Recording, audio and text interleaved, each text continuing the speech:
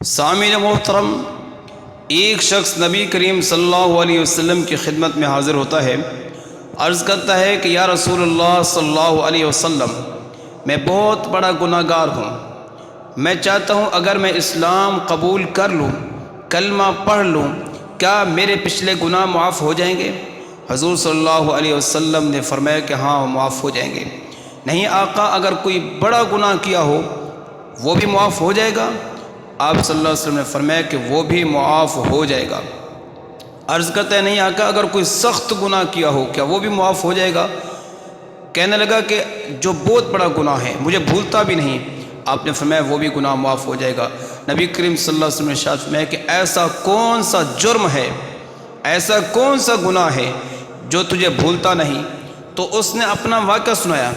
عرض کرتا ہے یا رسول اللہ صلی اللہ علیہ وسلم، میں سفر میں جا رہا تھا، بیوی حاملہ تھی، بحر کا سفر تھا۔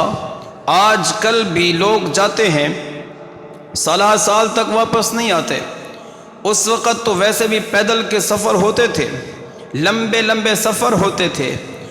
کہا جاتے وقت اپنی بیوی کو میں نے نصیحت کی کہ اگر بیٹا پیدا ہو تو اس کی عزت کرنا، اس کی خدمت کرنا، اس کو پالنا پوسنا، اس کا خیال کرنا، اس کی اچھی پرورش کرنا، اس کی تربیت کرنا۔ اگر بیٹی پیدا ہو تو عرب کے رواج کے مطابق اسے زندہ گڑھا کھود کر دفن کر دینا۔ میں چلا گیا، مدت گزر گئی، بڑا عرصہ ہو گیا۔ جب میں واپس آیا، سالوں بعد واپس آیا، اپنے گھر پہنچا تو میں گھر میں ایک بچی کو دیکھتا ہوں جو بھاگتی دوڑتی ہے، پیارے بول بولتی ہے، چھوٹے بچوں کی مٹھاس کے بول، پیاری پیاری باتیں اب سب جانتے ہیں کتنی دلکش ہوتی ہیں۔ کہتا ہے کہ شام گزر گئی، میرے ذہن میں وہ بات نہ آئی۔ میں نے اپنی بیوی سے کہا یہ بچی کون ہے جو ہمارے گھر میں ہے؟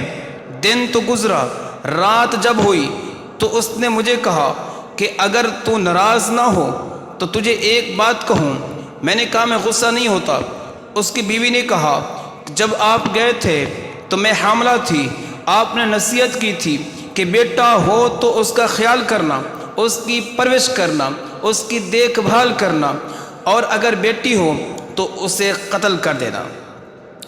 اس وقت اللہ نے مجھے بیٹی عطا کی تھی اور اس خیال سے میں نے اس کو نہیں مارا کہ تو بھی گھر میں نہیں ہے، میں اس کو بھی قتل کر دوں، میرا وقت کیسے گزرے گا؟ رات کو اس بچی کو اپنے سینے سے لگا کر میں نیند کرتی ہوں۔ میری بچی ہے، میرے گھر کا کھلونا ہے، میرے گھر کا پیار ہے، میرے گھر کا قرار ہے۔ میں اس کو دیکھتی ہوں، دل کو ٹھنڈک و تسکین ملتی ہے۔ کہتا ہے اللہ کے رسول، میرے تیور بدل گئے، میری حالت بدل گئی جب میں نے سنا کہ بچی میری ہے اور زندہ ہے اور گھر میں ہے۔ میں باہر گیا تو معاشرے کے لوگ مجھے ملے تو کہا اچھا تیرے گھر بیٹی ہے، تو کس سے داماد بنائے گا؟ تیری بیٹی کس کے ماتحت ہوگی؟ اور یہ باتیں وہاں تانے کی ہوتی تھیں، یہ جاہلانہ تانے تھے۔ تو اللہ کے نبی، میں رات کو واپس آیا تو نیند مجھے بڑی مشکل سے آئی، بلکہ آئی ہی نہیں، پوری رات کروٹیں بدلتا رہا۔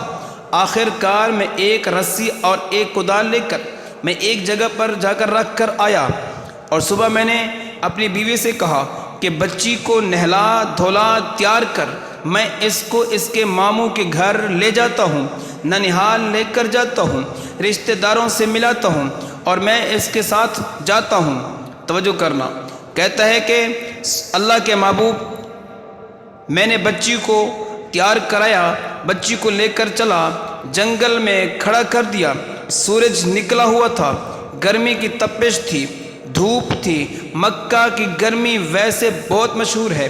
کہتا ہے کدال کے ساتھ میں نے مکہ کی پتھریلی زمین کو کھودنا شروع کر دیا، کوئی نہیں ہے، ایک میری بیٹی ہے اور ایک میں کھڑا ہوں، گڑھا کھودتا ہوں، مٹی اڑتی ہے، مجھے پسینہ آ رہا ہے۔ بچیوں کی پیار کی باتیں بڑی عجیب ہوتی ہیں۔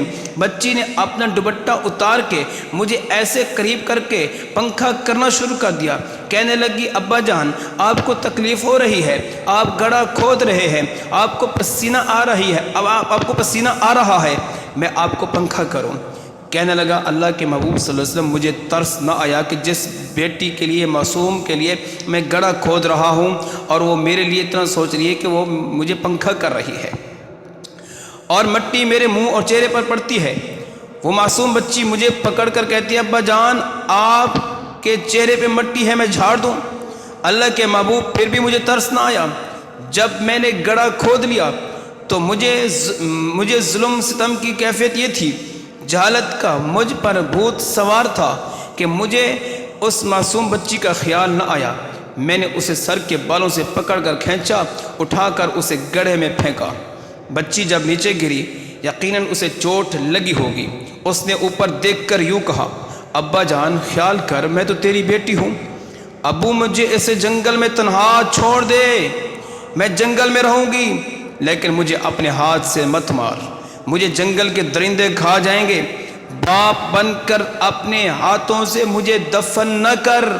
اللہ کے نبی مجھے پھر بھی ترس نہ آیا کہ بیٹی مجھے کیا کہہ رہی ہے۔ بچی نے اپنا ہاتھ اوپر کیا، مجھے باہر کھینچ کر کہا اوپر کیا کہ مجھے باہر کھینچ۔ میں نے زور سے اس کو تھپڑ مارا، بچی نیچے گر گئی اور ایک پتھر کی چٹان اس کے اوپر رکھ دی۔ میں نے اٹھا کر اس بچی کے سینے پر مار دی۔ بچی نیچے بھلکتی سسکتی ہے، ہچکیاں بھرتی ہے، اس کی آنکھوں سے آنسو ہیں، وہ تڑپنا شروع کرتی ہے۔ کہتا ہے کہ اے محبوب میں نے اوپر مٹی ڈالنا شروع کر دی، اس کے منہ میں مٹی جاری ہے، اس کے چہرے پہ مٹی جا رہی ہے، وہ مٹی میں دفن ہو رہی ہے۔ اس کا ایک جملہ جو اللہ کے نبی مجھے راتوں کو سونے نہیں دیتا۔ بچی نے کہا ابو اگر تو نے مجھے قتل کرنا تھا، مجھے ختم کرنا تھا، مجھے دفن کرنا تھا، مجھے مارنا تھا، جب گھر سے چلے تھے اتنا تو بتا کے آتے کہ بیٹی تیرا یہ حال کروں گا، کم از کم میں آتے ہوئے اپنی ماں کو آخری سلام تو کر کے آتی، میں اپنی ماں کو آخری مرتبہ دیکھ کر تو آتی، میں اپنی اماں کو بتا کر تو آتی کہ اماں میں آج جا رہی ہوں، جہاں جا رہی ہوں واپس پھر نہیں آؤں گی، جی بھر کے تو میرا دیدار کر لے میں تیرا دیدار کر لوں۔ وہ ماں جو مجھے ساری رات سینے سے لگا کے سوتی تھی، وہ مجھے پیار کرتی تھی، مجھے اسے تو جدا کر کے مار رہے ہو۔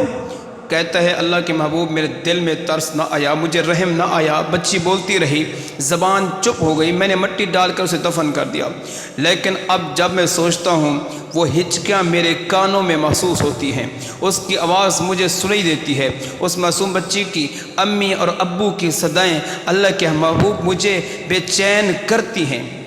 میں اتنا بڑا جرم کر کے آیا ہوں، اگر میں کلمہ پڑھوں تو کیا کلمہ پڑھنے سے میرے گناہ معاف ہو جائیں گے؟ تو نبی کریم صلی اللہ علیہ وسلم رحمت العالمین نبی ہیں، آپ نے فرمایا کہ الاسلام یہدم ما کان قبلہ، ہاں میں محمد آیا ہی اس لیے ہوں، اللہ نے مجھے رحمت العالمین بنا کر بھیجا ہے اور جہالت کا سارا اندھیرا ختم کر کے اسلام کی روشنی تمہیں دوں۔ زمانہ کفر میں تم نے جتنا گناہ کیے، تو نے بہت بڑا گناہ کیا ہے، تم نے بہت بڑا جرم کیا ہے اپنی بیٹی کو زندہ دفن کر کے، لیکن آج اگر محمد کا اگر تو محمد مصطفیٰ صلی اللہ علیہ وسلم کا کلمہ پڑھے گا تو اللہ کریم تیرے سارے گناہوں کو معاف فرما دیں گے۔